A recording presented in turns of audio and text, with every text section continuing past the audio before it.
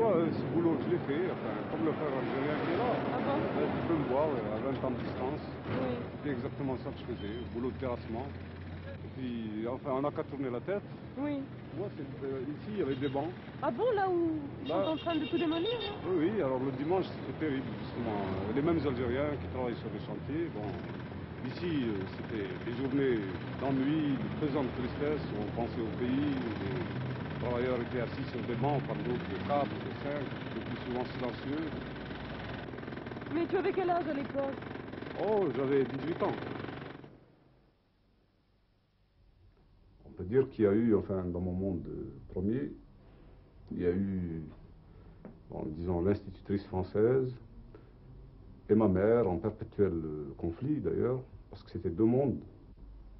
Ma mère, c'est l'Algérie, bon, pieds nus à la maison, avec une longue robe, parlant une autre langue, et une autre langue, et puis l'institutrice, son talent haut, 20e siècle, pays dominateur, prestigieux, la France, enfin bon, c'est-à-dire, c'était vraiment le monde supérieur, si on veut, mais un monde encore lointain, dont je me rapprochais peu à peu, et au détriment du premier, forcément, parce que celui que je préférais, c'était le monde de ma mère, mais plus l'école m'intéressait, et plus fatalement je me détachais de ma mère.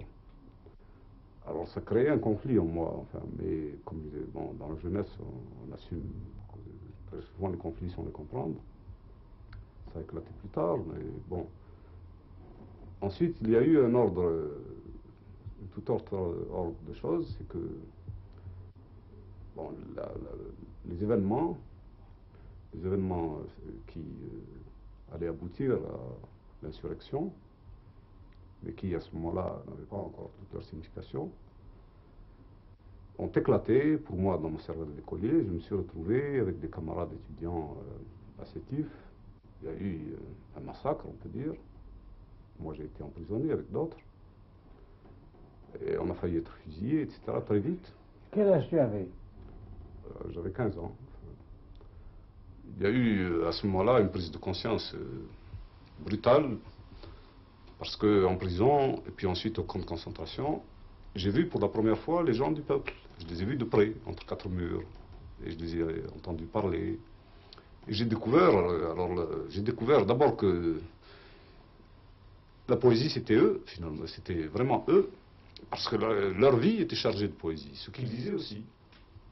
Ça m'a ouvert vraiment une brèche pour plus tard, parce que quand j'ai découvert ces hommes, qui étaient les hommes de la rue, que jusque-là je ne voyais pas, le chômeur, l'ouvrier, le paysan, le fellah, qui jusque-là était absent de mon univers d'écolier, puisque j'étais formé en langue française. Après avoir fait, tout à fait au début, quelques mois d'école coranique, mais très peu. D'ailleurs, j'ai expliqué ça dans le polygone étoilé, enfin, j'ai essayé d'expliquer en 3 pages, quoi, ce que ça signifiait, parce que c'était effectivement une situation importante à comprendre pour celui qui se trouve à l'extérieur. Enfin, le fait d'être algérien, qu'est-ce que ça signifie? Et qu'est-ce que ça signifie dès qu'on est, enfin, dès qu'on sort du ventre de sa mère jusqu'au bout? C'est vraiment une recherche qui commence mal, généralement. C'est une recherche d'identité.